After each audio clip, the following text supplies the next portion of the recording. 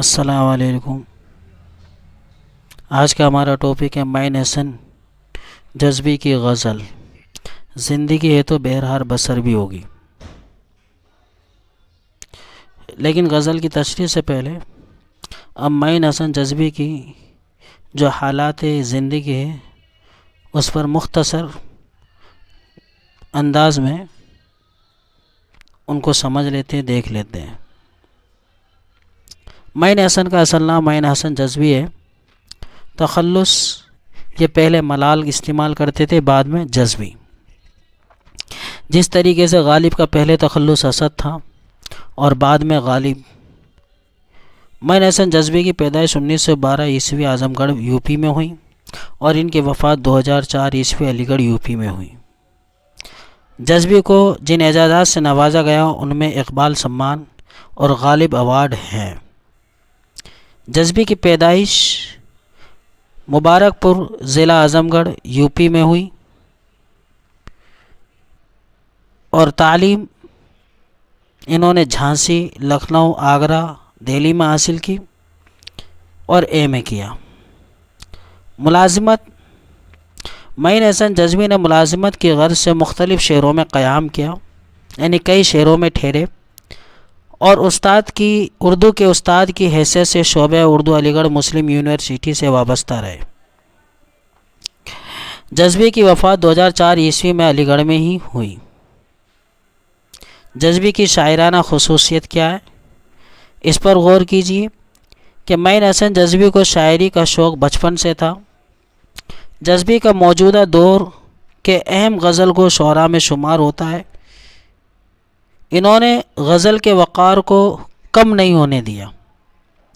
معین حسن جذبی نے مجروح کی طرح اردو غزل سے اپنا تعلق کبھی ٹوٹنے نہیں دیا، جبکہ بہت سے لوگ اردو غزل کو بیکار سخن ثابت کر رہے تھے، یعنی غلط ثابت کر رہے تھے اردو غزل کو، لیکن معین حسن جذبی نے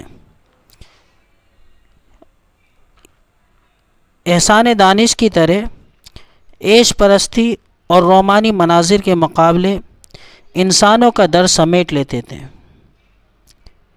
جذبی کے فکر و خیال کی دنیا اقبال کی طرح وسعت کرتی ہے۔ جذبی نے اس دنیا میں ہونے والے اچھے برے معرکہ پر نظر ڈالی اور دنیا کے دکھ درد اور تکلیف محسوس کی۔ غرض اس عہد میں جذبی اردو غزل کے آبرو ہیں۔ جذبی کے شعری مجموعے معین حسن جذبی کے 3 شعری مجموعے فیروزہ، سخن، گداز شب جو شائع ہوئے ہیں۔ یہ جذبی کے حالات زندگی تھی مختصر انداز میں۔ اب عزیز طالب علم ہم غزل کے اشاروں کی تشریح کرتے ہیں۔ جو معین حسن جذبی کی جو غزل ہے، زندگی ہے تو بہرحال بسر بھی ہوگی، تو غزل کا پہلا مطلع ہے زندگی ہے تو بہرحال بسر بھی ہوگی، شام آئی ہے تو آئے کے سحر بھی ہوگی۔ یہاں پر سحر کے معنی صبح کے ہیں۔ حوالہ یہ شعر ہماری نصاب میں شامل ہے اور معین حسن جذبی کی غزل سے لیا گیا ہے۔ اس کی تشریح اس شعر میں جذبی دنیا کی حقیقت کو واضح کرتے ہوئے کہتے ہیں کہ خدا نے ہمیں جو زندگی عطا کی ہے وہ ہر حال میں بسر ہوگی، چاہے یہ زندگی ہنسی خوشی میسر ہو یا رو دھو کر۔ جس طرح شام ہوتی ہے تو صبح بھی ہوتی ہے، ٹھیک اسی طرح انسان کی زندگی میں یہ سکھ دکھ آتے جاتے رہتے ہیں۔ یعنی عزیز طالب علموں، یہاں پر معین حسن جذبی یہ کہنا چاہتے ہیں کہ جو اللہ تبارک و تعالیٰ نے ہمیں زندگی عطا کر دی ہے، اب یہ زندگی ہماری کیا کہ گزر بسر ہو کر کے ہی رہے گی، یعنی جو ہماری تقدیر میں لکھ دیا گیا ہے، جو قسمت میں لکھ دیا گیا ہے وہ ہو کر کے رہے گا۔ اس میں آپ کو ہمارے ہاتھ پیر ماننے سے کچھ نہیں ہوگا۔ جو تقدیر الہی میں لکھ دیا، تقدیر الہی نے جو خدا تبارک تعالیٰ نے جو تقدیر میں لکھ دیا وہ ہو کر کے رہے گا۔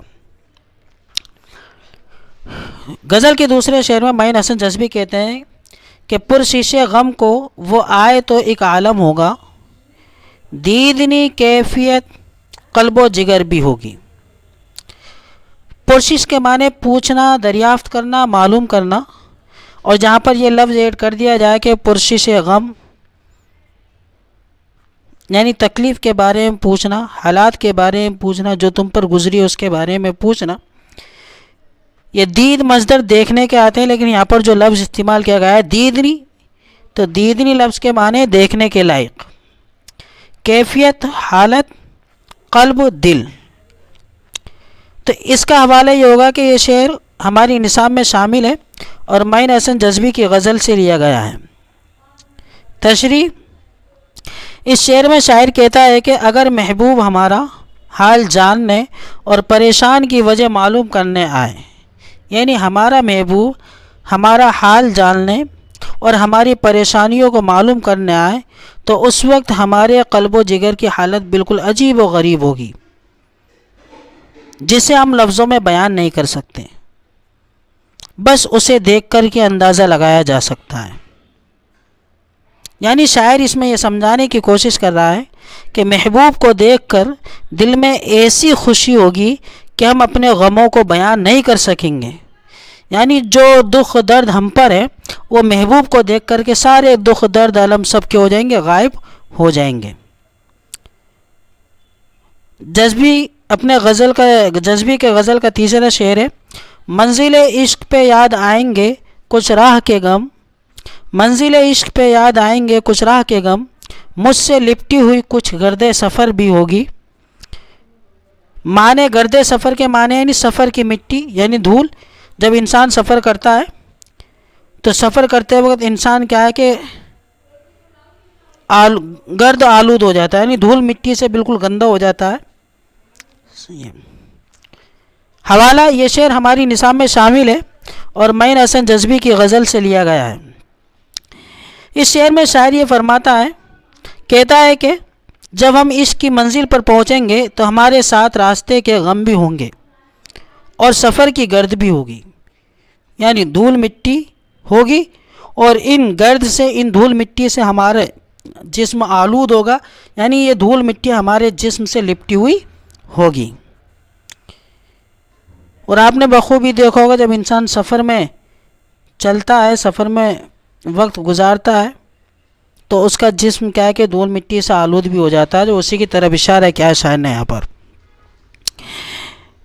غزل کا چوتھا شعر ہے: ہوگا افسردہ ستاروں میں کوئی نالہ صبح، ہوگا افسردہ ستاروں میں کوئی نالہ صبح، گوچاؤں گل میں کہیں باد سحر بھی ہوگی۔ افسردہ کے معنی مایوس ہونا، اداس ہونا، غمگین ہونا یا غم زدہ ہونا، اور غم یہاں پر جو غم کے معنی لیے گئے وہ فریاد کے، وہ نالہ کے معنی غم یا فریاد۔ گوچاؤں گل، گوچا کہتے ہیں کلی کو اور گل کہتے ہیں پھول کو، اور اس میں جو درمیان میں واو کا استعمال کیا گیا ہے گوچاؤں گل، تو یہ ہو گیا کلی اور پھول، واو کے معنی یہاں پر اور کے استعمال کیے گئے ہیں، مرکب اضافی کہتے ہیں ان کو۔ حوالہ: یہ شعر ہماری نصاب میں شامل ہے اور معین حسن جذبی کی غزل سے لیا گیا ہے۔ تو اس کی تشریح: یعنی شاعر اس شعر میں کہتا ہے کہ صبح کے وقت ستارے مایوس ہوتے ہیں اور آہ وزاری کرتے ہیں، اور دوسری طرف صبح کی ٹھنڈی ٹھنڈی ہوا چلنے سے کلی کھل رہی ہے اور پھول مسکرا رہے ہیں۔ یعنی ایک طرف تو صبح کے وقت کیا ہے کہ ستارے مایوس ہو گئے، آہ وزاری کر رہے ہیں، رو رہے ہیں، اداس ہیں، مایوس ہیں، غم زدہ ہیں، کیونکہ کہ صبح ہونے سے ستاروں کا وجود ختم ہے۔ جیسے ہی دھیرے دھیرے صبح ہوگی ویسے ہی ستاروں کا دھیرے دھیرے کیا ہو جائے گا، ان کا وجود ختم ہو جائے گا۔ اسی لیے صبح ہونے کی وجہ سے ستارے کیا ہے کہ مایوس ہے، اداس ہے، آہ وزاری کر رہے ہیں۔ لیکن دوسری طرف صبح کی جو ٹھنڈی ٹھنڈی ہوا جو چل رہی ہے، ٹھنڈی ٹھنڈی رو جو چل رہی ہے، اس کی وجہ سے کیا ہے کہ کلی کھل رہی ہے اور پھول مسکرا رہے ہیں۔ تو عزیز طالبوں، اس شعر پہ یہ غور کرنے والی بات ہے کہ شاعر نے اس شعر کے اندر متضاد کیفیتوں کو خوبصورت انداز میں پیش کیا ہے. اس شعر کے اندر آپ یوں بھی کہہ سکتے ہو کہ صنعت تضاد پایا جا رہا ہے. جو صنعت تضاد جو متضاد کی ضد ہے، جو متضاد کو ہی کہتے ہیں، تو اس کا استعمال ہوا ہے یہاں پر. یہ ہے پانچواں شعر. دل اگر ہے تو جس راہ پہ لے جائے گا، دل اگر ہے تو جس راہ پہ لے جائے گا، درد مندوں کی وہی راہ گزر بھی ہوگی. حوالہ یہ شعر ہماری نصاب میں شامل ہے اور معین حسن جذبی کی غزل سے لیا گیا ہے. اس شعر کی تشریح: شاعر اس شعر میں کہتا ہے کہ دل اگر حقیقت میں دل ہے تو وہ دوسروں کے دکھ درد سے متاثر ہوگا. یعنی اگر آپ اپنے سینے کے اندر اگر دل رکھتے ہو تو یقیناً آپ دوسروں کے دکھ درد سے متاثر ہوں گے. لیکن آپ اگر دوسرے کے دکھ درد پر خوش ہوتے ہو، مچلتے ہو، کھلیاں اڑاتے ہو، قہقہ لگاتے ہو، تو گویا سمجھ لو آپ کے دل کے اندر دل نہیں، پتھر دل ہے یا پھر دل ہی نہیں ہے. تو شاعر نے اسی کی طرف اشارہ کیا ہے کہ دل اگر حقیقت میں دل ہے تو وہ دوسروں کے دکھ درد سے متاثر ہوگا. یعنی اگر کسی بھائی کے پیر میں اگر ایک کانٹا بھی چبھے گا تو اس کے کانٹا پیر میں چبھائے لیکن تمہارے دل میں احساس ہوگا اور ہمیں بتائے گا کہ تم اکیلے اس مصیبت میں گرفتار نہیں ہو. نہ جانے کتنے لوگ ایسے ہیں جو اس راہ سے گزرے اور گزر رہے ہیں. تم اکیلے اس مصیبت میں گرفتار نہیں ہو، کئی سارے لوگ ایسے ہیں جو اس مصیبت کے اندر گرفتار ہیں. یعنی وہ ہمیں درد مندی کے راستے پر لے جائے گا. یعنی اگر واقعی آپ کے اندر دل ہے تو آپ کے اندر کیا ہے کہ ہمدردی پیدا ہو جائے گی ایک دوسرے کو دیکھ کر کے، ایک دوسرے کے دکھ درد کو، تکلیف کو، مصیبت کو دیکھ کر کے. اگر کسی کے دکھ درد کو دیکھ کر کے آپ اگر مایوس نہیں ہوتے، اداس نہیں ہوتے، آپ کے دل میں اگر درد نہیں ہوتا تو آپ سمجھ لیجیے آپ ہمدرد نہیں ہو. آپ کے سینے کے اندر دل نہیں ہے بلکہ پتھر دل ہے. عزیز طالب علم، مشقی سوالات پر غور کرو. پہلا سوال ہے: زندگی ہے تو بہرحال بسر بھی ہوگی سے شاعر کی کیا مراد ہے؟ تو اس سے شاعر کی مراد یہ ہے کہ جو زندگی ہمیں ملی ہے وہ ہر حال میں بسر ہوگی.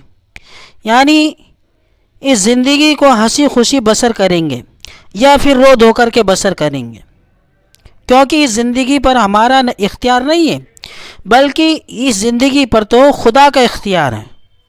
جب خدا نے زندگی دی ہے تو اب وہ گزر ہو کر کے ہی رہے گی، بسر ہو کر کے رہے گی، چاہے ہم ہنس لیں یا رو لیں. جو زندگی خدا نے ہمیں دی ہے وہ کٹ کر کے ہی رہے گی. سوال دوسرا: افسردہ ستاروں میں نالہ صبح کے ہونے کا کیا مطلب ہے؟ تو اس کا جواب ہے کہ اس کا مطلب یہ ہے کہ صبح ہوتے ہوتے ستاروں کی روشنی کم ہو جاتی ہے اور پہلی جیسی چمک نہیں رہتی. یعنی رات میں جو ستارے ٹمٹماتے ہوئے خوبصورت لگتے ہیں، وہ جیسے جیسے صبح ہوتی ہے ویسے ویسے ان کی چمک، ان کی روشنی پھیکی پڑ جاتی ہے. اس لیے شاعر نے ستاروں کو غمگین اور اداس بتایا ہے. اور جس طرح عاشق اپنے محبوب کی جدائی میں روتے روتے تھک جاتا ہے بس، اور اس میں طاقت باقی نہیں رہتی، یعنی یہاں پر عاشق کو ستاروں سے تشبیہ دی ہے. اس لیے شاعر نے افسردہ ستاروں میں نالہ صبح کا ایک تعلق قائم کیا ہے، ایک ریلیشن قائم کیا ہے. یعنی آپ یوں کہہ سکتے ہو کہ افسردہ ستاروں کو شاعر نے نالہ صبح سے تشبیہ دی ہے، کمپیئر کیا ہے. سوال تیسرا: درد مندوں کی راہ گزر کون سی ہے؟ تو درد مندوں کی راہ گزر یہ ہے کہ انسان دکھ درد میں ایک دوسرے کا ساتھ دے اور کسی شخص کو کوئی پریشانی ہو تو اس کی پریشانی کو دور کرنے کی کوشش کریں.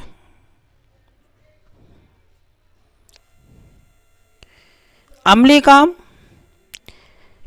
میں پہلا سوال ہے: ترکیب کسے کہتے ہیں؟ اسے مثال دے کر کے سمجھائیے اور غزل میں آئی ہوئی تراکیب کو بھی لکھیے. تو اس کا جواب ہے کہ دو معنی دار لفظوں کو زیر یا حمزہ لگا کر ایک نیا لفظ بناتے ہیں، اسے ترکیب کہتے ہیں.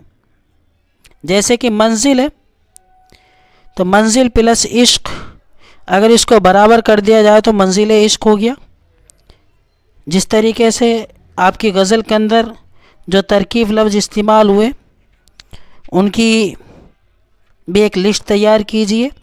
تو یہاں پر جو لسٹ تیار کی جا رہی ہے وہ یہ کہ جلوہ طور، خاک وطن، شام اودھ، صبح بنارس وغیرہ، یہ وہ ترکیب ہے جو آپ کی غزل زندگی ہے تو بہرحال بصر بھی ہوگی اس کے اندر استعمال کی گئی ہے۔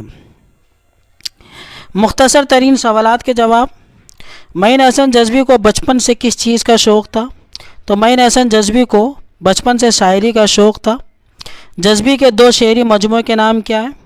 لکھیے۔ تو اس کا جواب ہے فروزہ، سخن مختصر، گداز شب۔